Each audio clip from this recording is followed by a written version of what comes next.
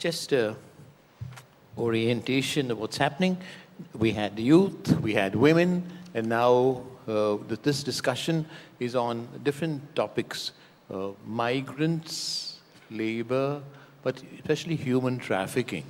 And while we have the privilege of having Christine Nathan over here, who's president of ICMC, and I'm proud of her because she's from Asia, and she's from India, and she's from my parish in the cathedral. And so we're happy to have her in person.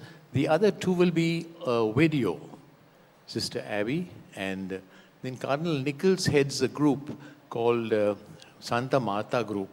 This really combats trafficking.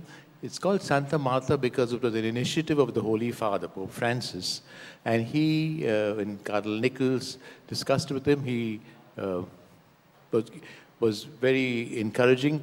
Cardinal Bo is a member of that group also, I think. And the group began at Santa Marta, so it's called Santa Marta. So we'll hear a video, 7-minute video from, and then we'll see. We'll take a discussion, and we also, during the course of the evening, we'll hear our Vatican. Monsignor Baggio is somewhere here. I think he's come. If he comes, we'll hear him also. And over to the moderator for the rest of the proceedings. So as Cardinal Oswald said, we have this afternoon the topic, the impact of migration, labor, and human trafficking on Asian society. And the first speaker is Miss Catherine Nathan of India. Sorry, Miss Christine Nathan of India. She is the president of International Catholic Migrant Commission. Ms. Nathan will speak for 20 minutes. Now to you, Ms. Nathan. I suggest you speak from top here. It's easier, more visible to everybody from top on this podium.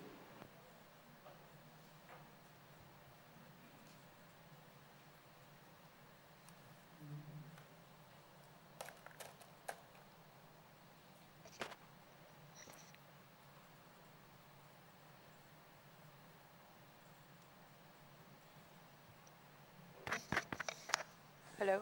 Yeah. Good afternoon. Your Eminences, Your Excellencies, delegates, sisters and brothers.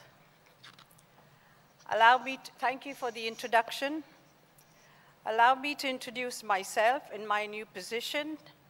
My name is Christine Nathan, the newly elected president of ICMC, that is the International Catholic Migration Commission. I bring you warm greetings on behalf of ICMC. At the outset, let me thank FABC for organizing this conference and inviting ICMC to address the conference. It is indeed a pleasure and honor to be part of this 50-year FABC General Conference, journeying together as people of Asia. I'm really happy to be back in Bangkok. It was my home for 12 years. When I was working with the UN, that is the International Labour Organization, at the regional office as the regional specialist for workers' education, covering 32 countries in the Asia and Pacific region. ILO, for those who do not know much about the organization, is a tripartite organization where the three partners work together as equal partners, that is the government, employers, and trade unions. The only UN agency which works with all three stakeholders, unlike all other UN agencies who work only with the government. I had the opportunity to work closely on all the three issues: migration, labor, and human trafficking, both at the ILO and now with the ICMC at local, national, regional, and international levels. I also worked in groupings of South Asia, that is SAARC, India, Bangladesh, Pakistan, Nepal, Sri Lanka, Bhutan, Afghanistan, and Maldives. And ASEAN countries, Thailand, Myanmar, Philippines, Malaysia, Laos, Brunei, Cambodia, Indonesia, Singapore, and Vietnam, as well as countries in the Pacific Islands, because most of the countries in South Asia and ASEAN are both sending countries and receiving countries. I also had the opportunity to look at migrant issues with the international finance institutions such as the World Bank, the IMF, and the ADB. Also, since 2 years, during the COVID period, as a member of the Labor and Migration Commission of the Archdiocese of Mumbai, India, and I'm glad to see my Cardinal Oswald Gracious and Bishop Alvin present here as part of the planning and organizing team of the conference. With this background, it is my pleasure to speak with you all on this occasion. The topic before us today is migration, labor, and human trafficking, particularly the plight in Asia. As we all know, the Church, and especially the Holy Father, has taken a strong position in terms of migration, labor, and human trafficking and refugees. On the issue of labor, Pope Francis worked closely with the ILO, as both the organizations strongly believe on issues of social justice. The Holy Father in 2018, I'm happy to share this, organized a global consultative meeting in Rome for trade unionists all over the world on their role and responsibilities and challenges in organizing the workers into trade unions and the challenges they face. Subsequently, he realized he should also organize a consultative meeting with employers on their roles and responsibilities and how they could be model employers in the world of business today. This is a Christian-based organization of employers. This organization is called UniaPac, advises Vatican on the developments in the world of business. Why I am mentioning this is that the Holy Father at the international level has seen the importance of these partners if we are to address issues of labor, migration, and trafficking. And how do we eliminate the issues of human trafficking? A lot has been said for the migrant workers and the role of governments, but very often we ignore the role of the employer, but a start has been made by Pope Francis.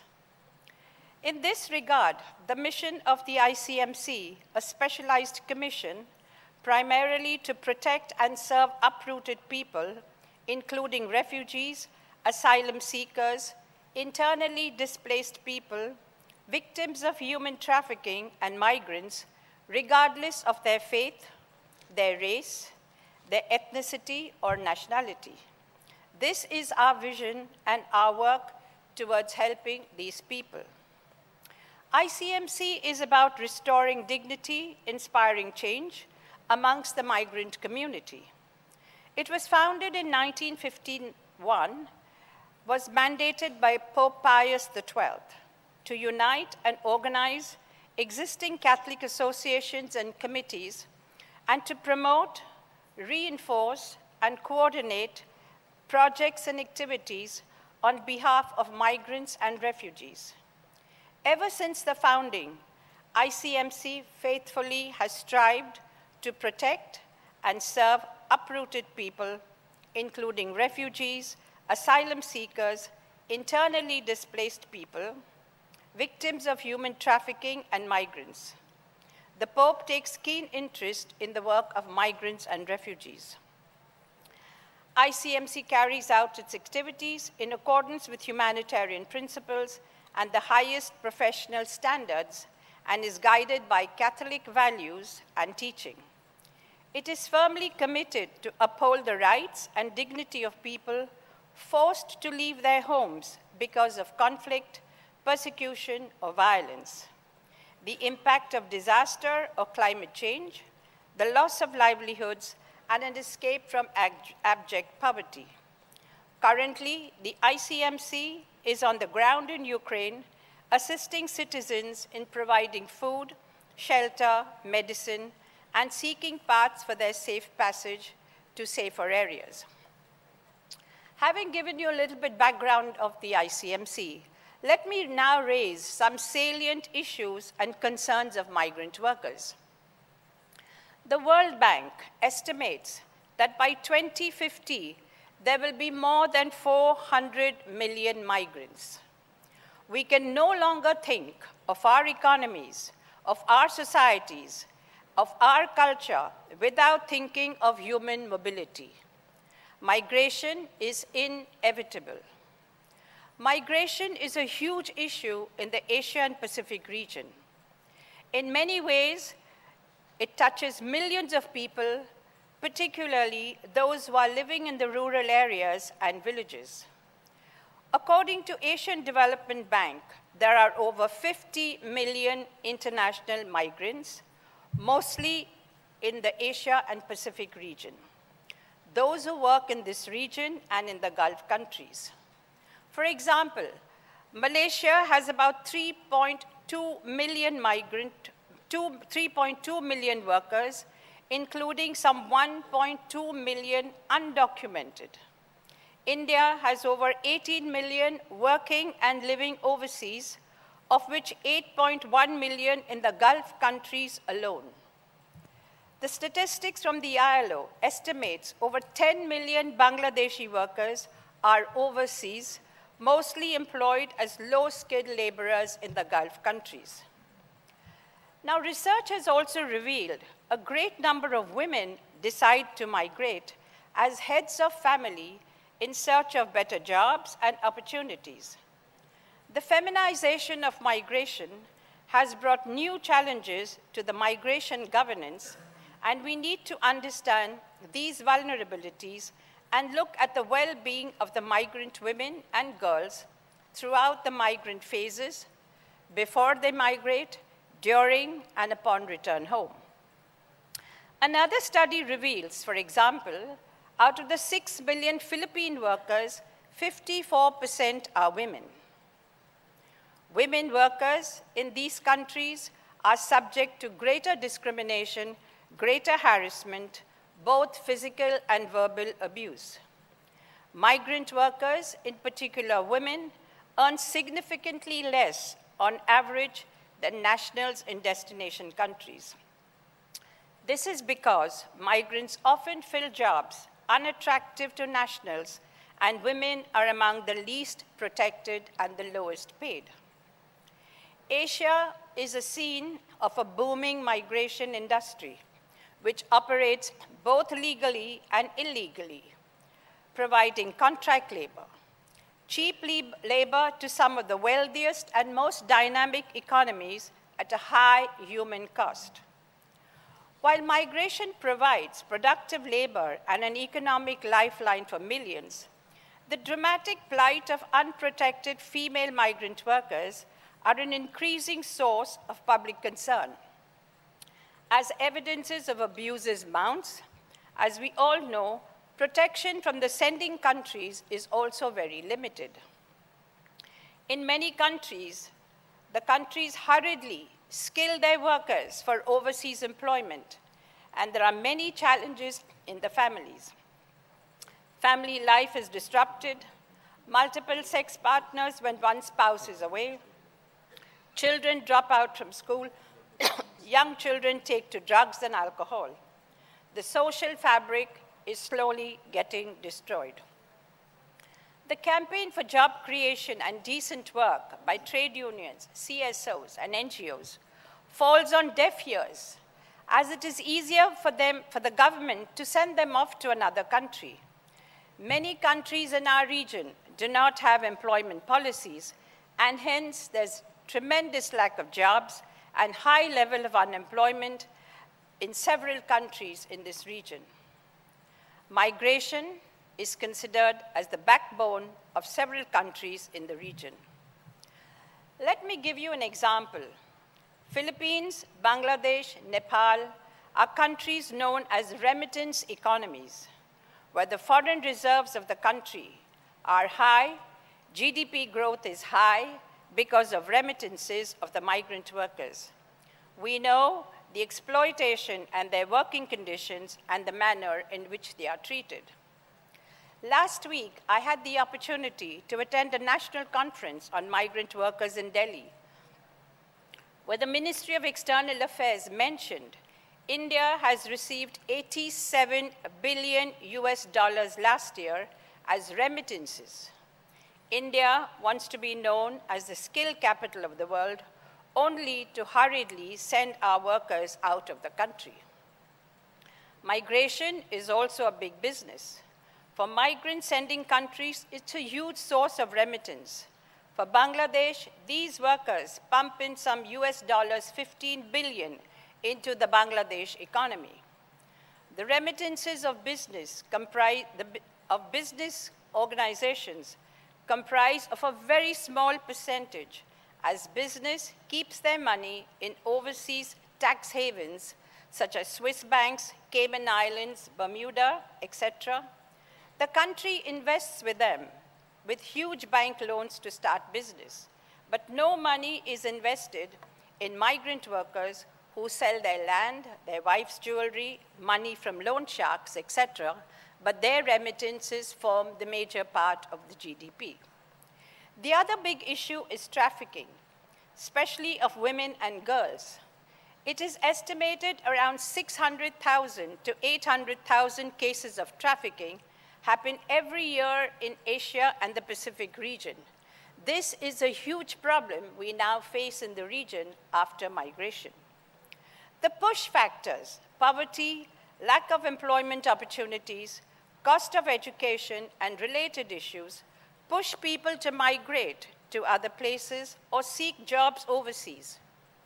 Low-skilled workers, women find it easier to go look for domestic jobs or low-paid jobs. The ILO adopted a convention on domestic workers in 2010. Almost all countries in the world agreed to the adoption of the convention. First time the convention for workers in the informal economy was adopted. I was there while the convention was adopted. The employer group walked out of the meeting several times during the 3-week discussion, opposing their convention, as they were against there should be any law for domestic workers, no national wage, and no issues for rights. The pull factors opportunities for work in Gulf states, regular income, working with many other people from the same country, encourages people to seek work overseas. Labor migration in Asia and Pacific largely occur under temporary migration programs, and most migrants engage in manual labor and low-skilled work. Migrant workers in this region often fill jobs unattractive to nationals, and some occupations are highly segregated by gender. Slave labor is what we see in most of the countries. They are classified. There are many cases of workers working and living under slavery conditions. There is no fixed contract, passports taken away by the employers, uncertainty of wages, and payment time are all classified as people working in slave conditions. It is common that many workers face such conditions. Countries that have ratified Convention on Forced Labor, but the implementation is weak, poor, and non-existent. Let me take you to the issue of deaths. Deaths are a regular feature, particularly in South Asia, Pakistan, Bangladesh, and Nepal. Workers dying on jobs due to accidents, safety issues, occupational health complications, almost little or no compensation. There are many cases where families face severe problems and difficulties in getting the dead person's body back home because of poor economic conditions. On the other hand, due to poverty, many more are ready to take up the jobs despite these dangers. Such is the plight of migrant workers. I must mention here, countries in the region receive the dead bodies of their families and relatives, sometimes after 3 to 6 months after the body parts have been removed, could be for organ sale.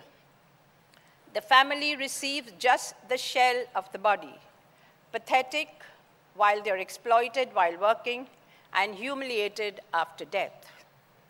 How can migration be improved? For migrant workers, there is a whole range of issues that concern them. This includes the recruitment of workers, the fees they have to pay to the middleman, the issue of contract, knowledge or lack of knowledge about the country where they are going, about their labor laws. The lack of clarity about their working conditions, wages, working hours, accommodation, safety and health conditions. Many have no knowledge, and only on their arrival at their country, they come to know of some conditions. We all know that the contracts which they sign is not in the language they can read. Also, their passports are taken away, and they are heavily borrowed money to fund their passage to the new country. The workers are caught in a situation where they are forced to work as there being no other choice. The other area we have to look at is lack of governance at the country sending migrants and also the country receiving migrant workers. There is a lack of proper laws and lack of implementation. These are regards recruitment, governance of recruiting agents, charging fees by recruiting agencies.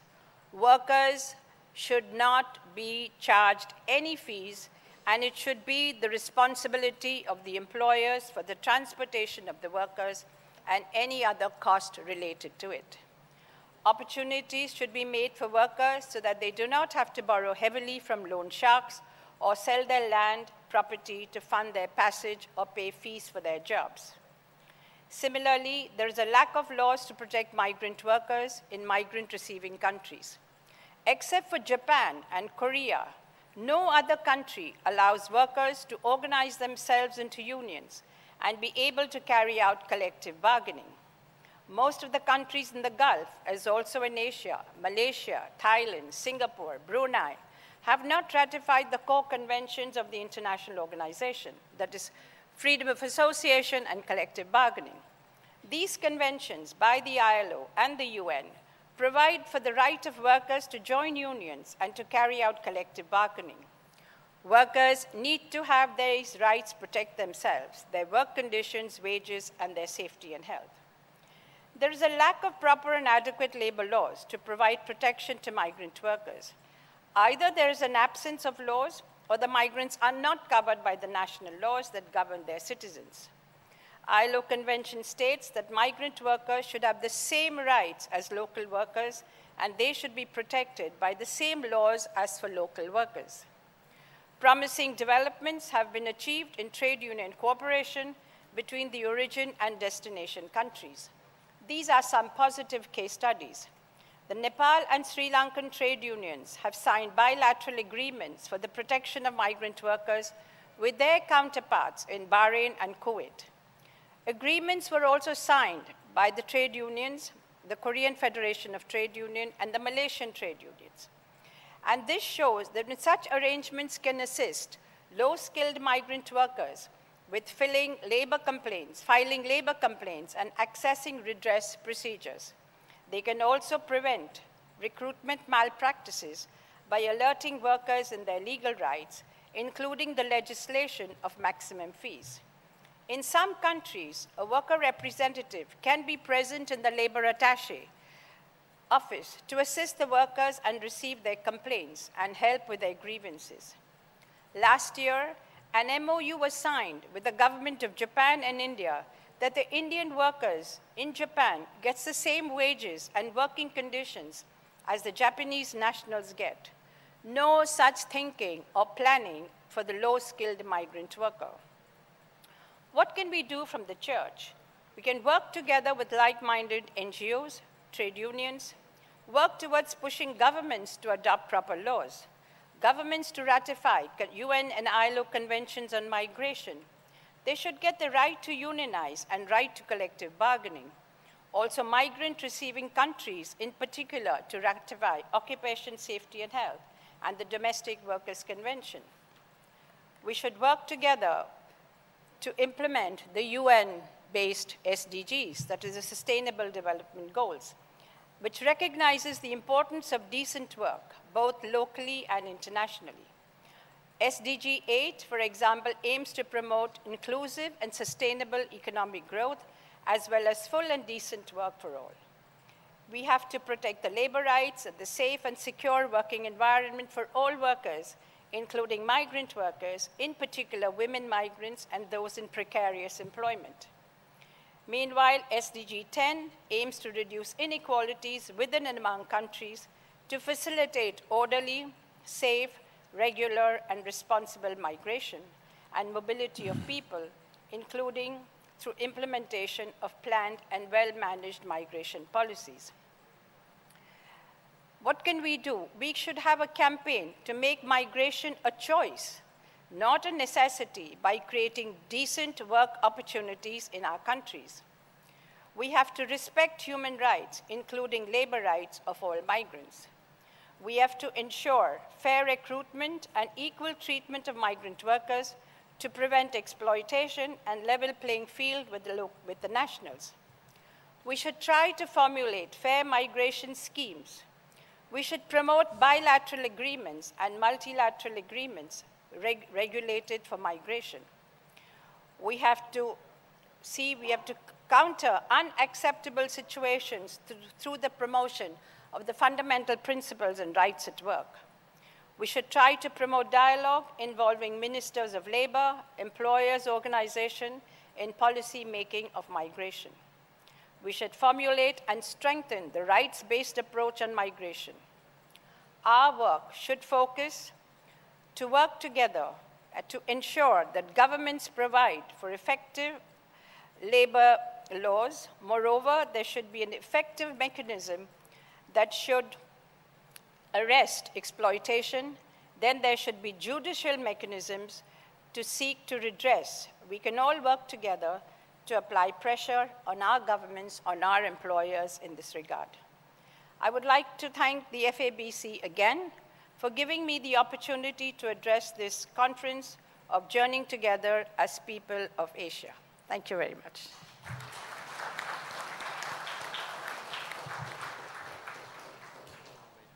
Yeah.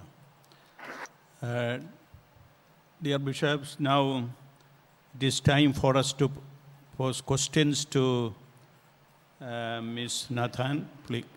Nathan, please remain there. And I think we know that she has presented very well this very challenging area of our pastoral service, migration, labor, human trafficking. Migrants and refugees are vulnerable to human trafficking. She has explained very well. And the volume of the challenge, for example, 400 million migrants all over the world, and she was saying that in Asian countries, we have proportional migrants coming, and also we are facing this problem. And the fact that international funds are not reaching them for their protection. So support of the migrant workers is a concern that everybody has to take into account. And the slave labor conditions, etc., contractors not respecting the rights of the workers, and why don't the migrant workers do not have equal rights of the national workers, etc. And she mentioned this, only Japan and Korea has given the right of forming trade unions for the migrant workers. And this kind of problems, and there is a large area in which the church can enter and help the migrant workers to get their rights recognized in the countries where they are, and also to play the role of the Good Samaritan of the church. So she has presented it right. Now it is time for us to ask questions or clarifications to her, as she is a very knowledgeable person in the field, and she is the president of this ICMC, International Catholic Migrant Commission. So we can get the real answers. So yes, Bishop Harold. Yes, Madam Nathan, thank you very much. It was a wonderful exposure. Um, I have been also a bit interested in this Migrants Commission. I have worked a little in Sri Lanka, and I myself did a little bit of study in Rome while I was at the Academia Alfonsiana. My question to you today, with all the revelations you did today to us, what about the child labor? Is it coming under your sort of in this purview, or do you still have a major study on child labor? Yeah, yeah, you can answer, or You want to take a few more? asking all the questions, then you answer. Or? Thank you. Hello. Yeah. Thank you for the question. I'm also on the platform of the ILO UNICEF issues on child labor, and it's shocking to see that our region, particularly India, has the highest number of child labor, highest number of girl children also trafficked. Now, when the migrants, if you look at national migration, like what happened in India during the pandemic, it's the whole family who migrates. So it's the mother, father, and the children. And then the children are also, while the parents are working, the child is also working. The child is not a recognized worker. Hello? Yeah.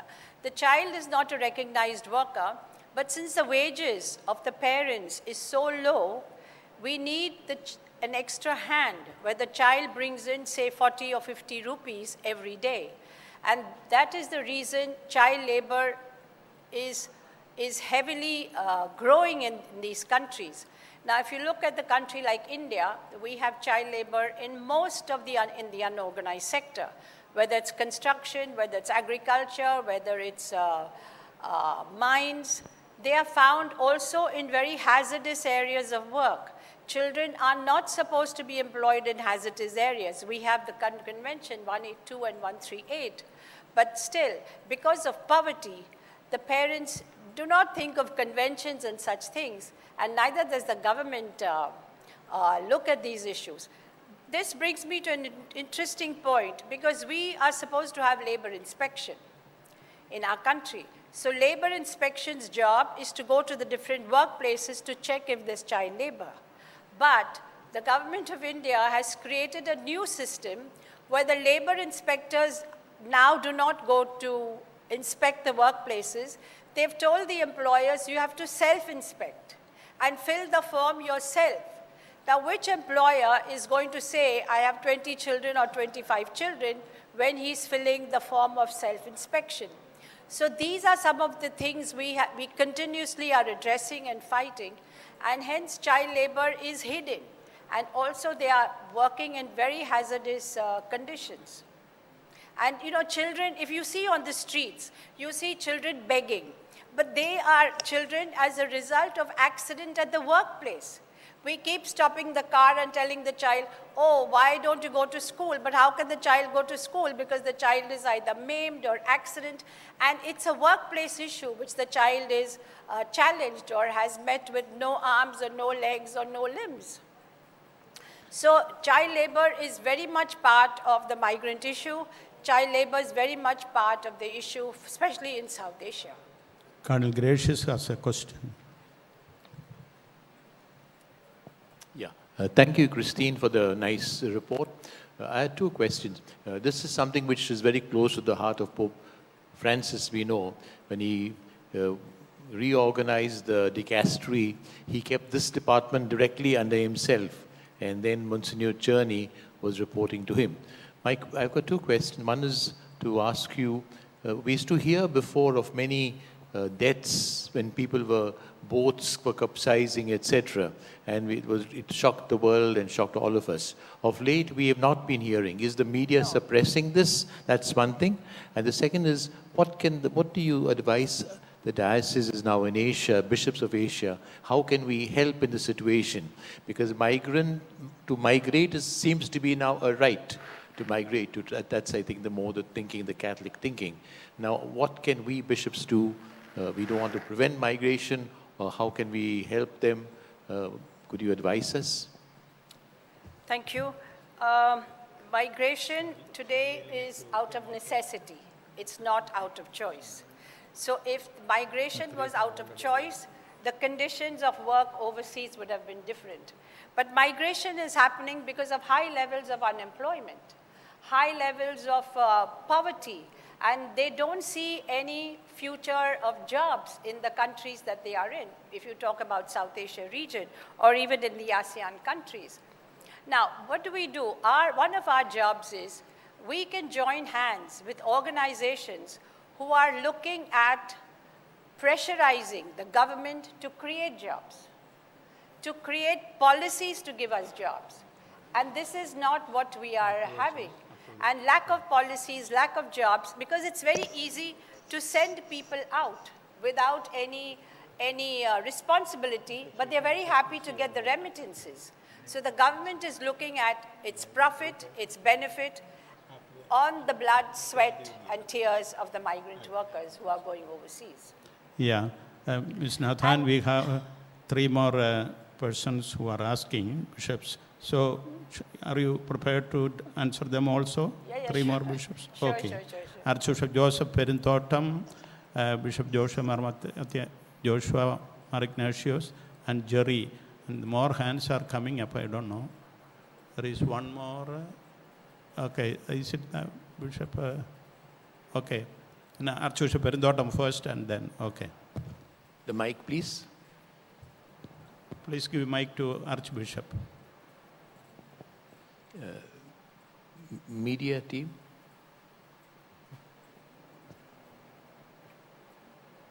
Coming.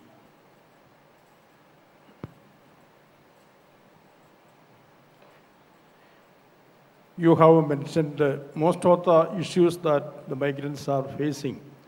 I want to share another important issue, which perhaps it is not mentioned here.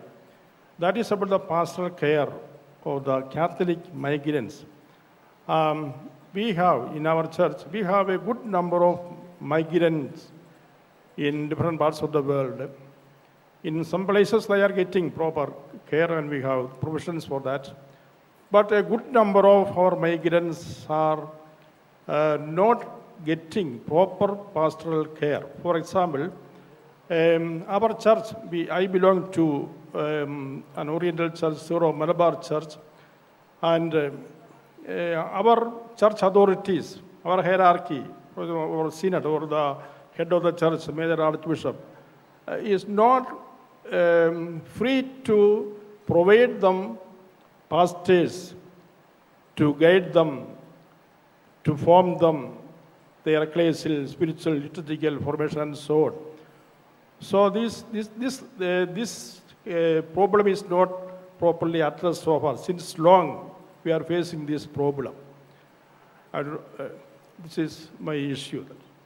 You're talking about them before leaving the country, the No, pre-departure. after the migrant, the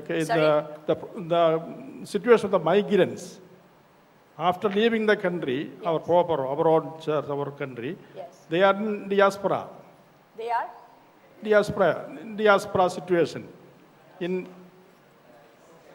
I would say their own country, proper country, and they are in different parts of the world. So they have gone there for employment and so on. But they do not have the ecclesial proper pastoral care. They when have go no to another pastors, no country. priests, and so on. Okay, Because when our they- church authorities are not free to provide them, send pastors, priests to care for them. You mean when they go to another country? Other countries. Okay, fine, good. You know, when these migrants are traveling out, there's something called in India or in the region pre-departure training. They are trained on their contract, on the laws that will cover them, etc., etc. The other thing I've seen on the pre-departure training, if we can include a module or a chapter on the Christian values, the Christian issues, because when I know in most of the countries you have Philippines who are migrated to many parts in the region. I myself, when I went to Bangkok 12 years ago, when I went to the church, the first group I met was the Philippines praise and worship group.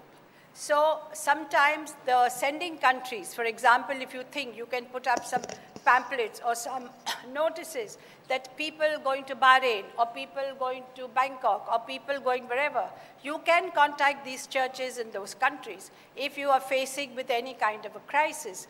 And we can easily say that our international grouping of the churches is so powerful that the first place people want to go to seek support and solace overseas is the Catholic Church.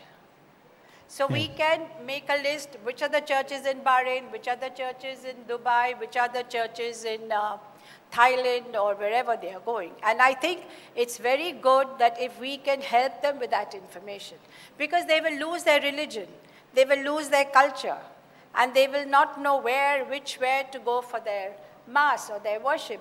And a lot of churches in Thailand, I know, have these lists put up outside the churches. If you are mass in English, in Tamil, in Tagalog, it's all put. So the church really helps in the receiving countries. Is it Bishop Jerry Matthias? Yeah, okay. Give him mic and afterwards you. Mrs. Nathan, thank you very much. You have given us a lot of facts and figures regarding migration. I was just wondering, any figures regarding the religious migration? What I mean is, there are so many priests and nuns from all over Asia, Africa, going to Europe and America. Now you're all smiling, but many of the sisters particularly, may not be so much priests, sisters are doing very, very menial job, taking care of the sick, working in the homes for the aged, this sort of work. And any figures and facts and regarding this? And I don't think it is all done very voluntarily. They are sent. Many of the sisters are simply sent, and as you said, remittances come back to the countries, but this goes to the congregations. And so, is there any figures regarding this? And have you thought about this aspect at all in your commission? We have only 2 more interventions. Please pass on the mic to the behind. Yeah, Bishop. Thank you so much, President Christine, for your interesting and inspiring conference talk. It is very enlightening and educational. This is not a question, but just a commentary. The Catholic faith of Asia was sown and spread by the early missionaries through their sacrifices, even to the point of martyrdom and services. We are what we are now. The faith which we live is now being preached and practiced by our migrants in those receiving countries.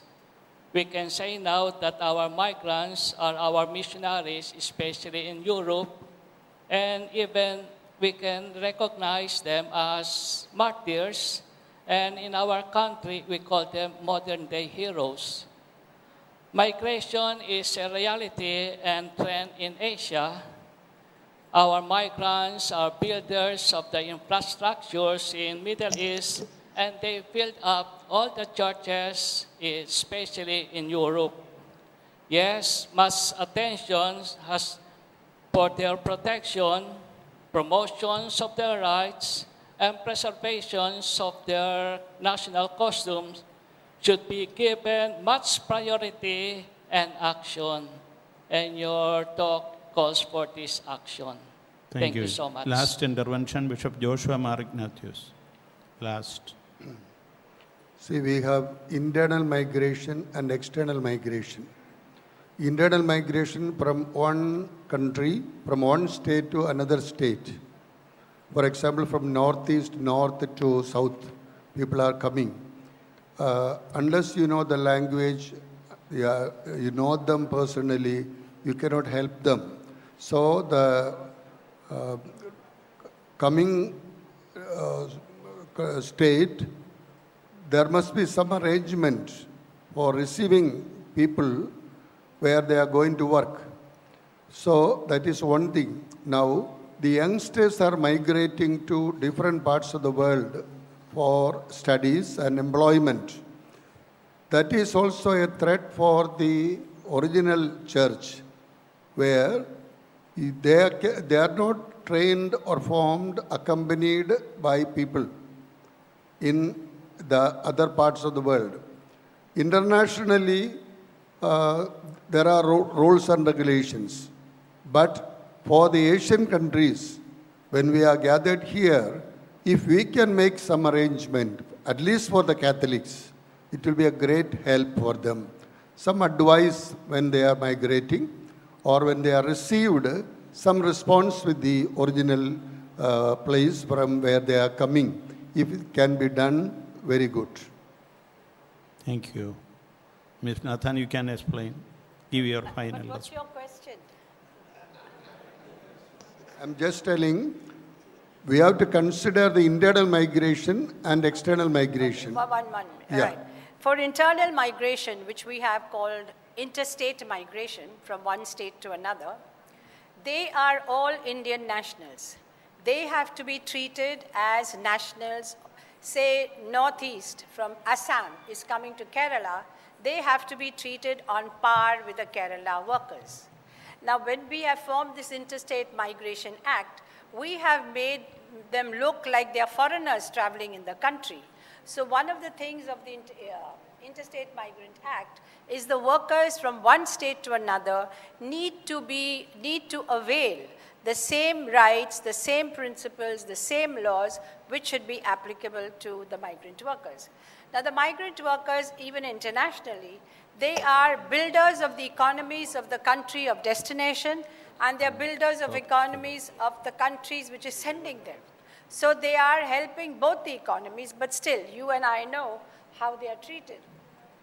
For overseas, the countries which they are migrating is mainly Middle East.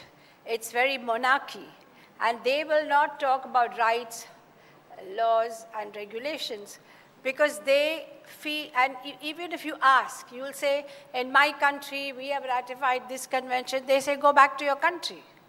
But the workers from the poor countries going to these rich economy countries cannot think of talking about their rights.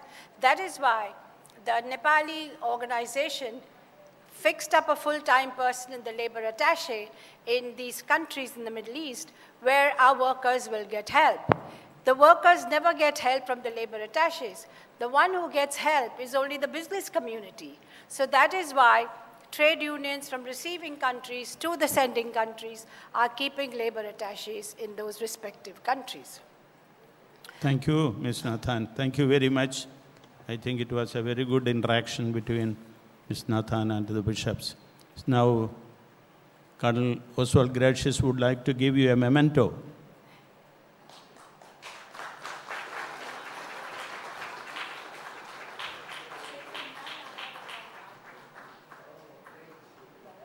Good.